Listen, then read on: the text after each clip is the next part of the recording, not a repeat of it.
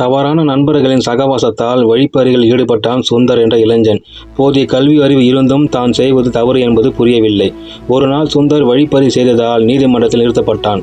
நீதிபதி சுந்தரை பார்த்து, நீ பலமுறை இதே குற்றத்தை செய்கிறாய், பின் சிறைக்கு செல்கிறாய், நீ எப்போது திருந்துவாய் என கேட்டார்.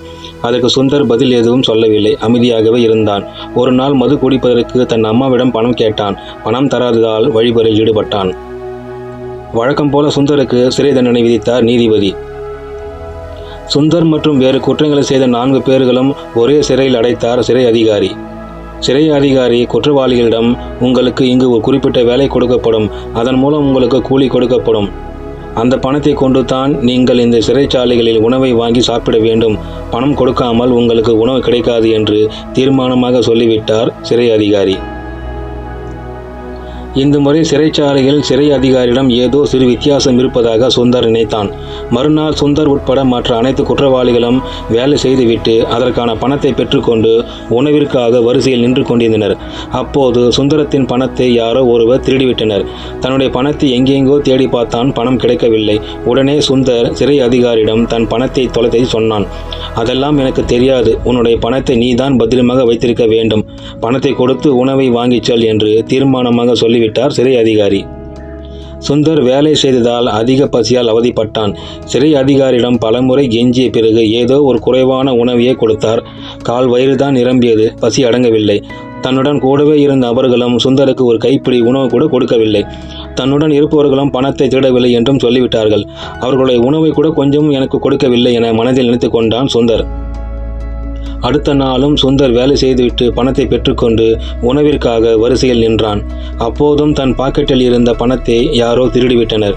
மீண்டும் சுந்தர் தன் சிறை அதிகாரியிடம் தன் பணம் திருடப்பட்டதை சொன்னான். சிறை அதிகாரி மீண்டும் அதே பேச்சை பேசினார். உன் பணத்தை நீதான் பாதுகாக்க வைத்திருக்க வேண்டும். பணத்தை கொடுத்து உணவை வாங்கிச் செல், இல்லையேல் நீ பட்டினியாக இரு என்று மிக தீர்மானமாக சொல்லிவிட்டார். இந்த முறை சுந்தர் பட்டினியாகவே இருந்தான். சுந்தர் தன்னுடைய பணத்தை 5 நாட்கள் தினமும் திருடப்பட்டது எண்ணி குழம்பி போனான். இதனால் பட்டினியால் உடல் சோர்வடைந்தான். அன்றிரவு தான் சுந்தர் தன்னுடைய தவறை உணர ஆரம்பித்தான். மற்றவர்களுடைய பணத்தை தான் திருடிய போது பணத்தின் உரிமையாளர் எவ்வளவு வேதனைப்பட்டிருப்பார் என நினைத்து வருந்தினான். இனிமேல் இதுபோல ஒரு கீழ்த்தரமான வேலையை செய்யக்கூடாது என தீர்மானமாக முடிவெடுத்தான். அடுத்த நாள் சுந்தருக்கு சிறை தண்டனை கொடுத்த நீதிபதி சுந்தரை பார்க்க வந்தார். சுந்தர் மிக சோர்வாக இருந்ததையும் ஆனால் முகத்தில் ஒரு தெளிவு இருந்ததையும் பார்த்தார். சுந்தருக்கு தன்னை ஏன் நீதிபதி பார்க்க வர வேண்டும் என நினைத்தான். அப்போது சுந்தரிடம் ஒரு குறிப்பிட்ட பணத்தை கொடுத்தார் நீதிபதி. அந்த பணம் சிறையில் தான் சம்பாதித்தது என்பதை தெரிந்து கொண்டான். ஆனாலும் தன்னுடைய பணம் எப்படி இவரிடம் சென்றது என்பதை எண்ணி குழம்பினான். நீதிபதி பேச ஆரம்பித்தார். சுந்தர், உன்னுடைய பணத்தை திருடச் சொன்னதே நான் தான். திருடியவன் யார் தெரியுமா? உன்னுடனே இருந்த மற்ற 4 தான் என்று சொன்னார். ஏன் திருடச் சொன்னேன் தெரியுமா? உனக்கு உழைப்பின் மதிப்பும் அதனால் கிடைக்கும் பணத்தின் மதிப்பும் தெரிய வேண்டும் என்பதுக்கு தான். மேலும் உன்னிடம் இருந்த மற்ற 4 பேரும் நீ பசியால் தவித்ததை பார்த்து அவர்களும் இனிமேல் நாங்கள் திருட மாட்டோம் என சொல்லிவிட்டனர். நீ பசியால் தவிக்கும் போது உன்னுடன் இருந்த 4 உனக்கு சாப்பாட்டை கொடுக்கக்கூடாது எனவும் நாங்கள் தான் உன் பணத்தை திருடும் என்பதையும் உனக்கு சொல்லக்கூடாதும் என எச்சரித்தேன். அப்படி மீறி உனக்கு அவர்கள் உண்மை சொல்லியிருந்தால் அவர்களுக்கும் உணவு கிடைக்காது எனவும் எச்சரித்தேன். இப்போது உனக்கு எல்லாம் புரிந்திருக்கும், சரியா? மேலும் நான் ஏன் உன்னை திருத்த நினைத்தேன் தெரியுமா? உன் தந்தை ஒரு நேர்மையான சலவை தொழிலாளி.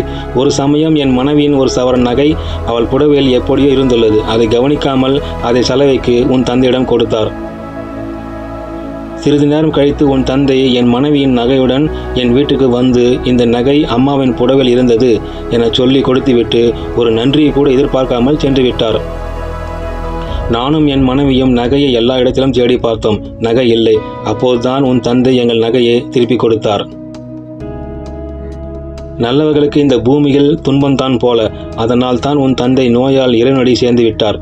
நீதிபதி சொல்லும் போதே சுந்தரின் கண்கள் கலங்கின. நீதிபதியின் காலில் விழுந்து, இனி நான் ஒரு நல்ல வாழ்க்கையை வாழப்போகிறேன் என சொல்லி ஆசீர்வாதம் வாங்கினான் சுந்தர். சிறைச்சாலை என்பது குற்றவாளிகளை சீர்திருத்தம் செய்ய வேண்டும் தவிர மீண்டும் அதே குற்ற செயலை செய்ய வழிவகுக்கக்கூடாது. குற்றவாளிகளுக்கு தாங்கள் செய்த குற்றத்தை புரிந்து கொள்ள நல்ல சூழ்நிலையையும் சந்தர்ப்பத்தையும் கொடுக்க வேண்டும். ஒரு குற்றவாளி ஏதோ ஒரு காரணத்தால் தவறு செய்திருப்பார்.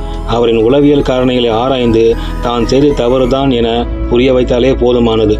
பிறகு அவன் ஒரு புது மனிதனாக மாறுவான். சுந்தருக்கு இந்த நீதிபதி உதவி செய்தது போல. நன்றி.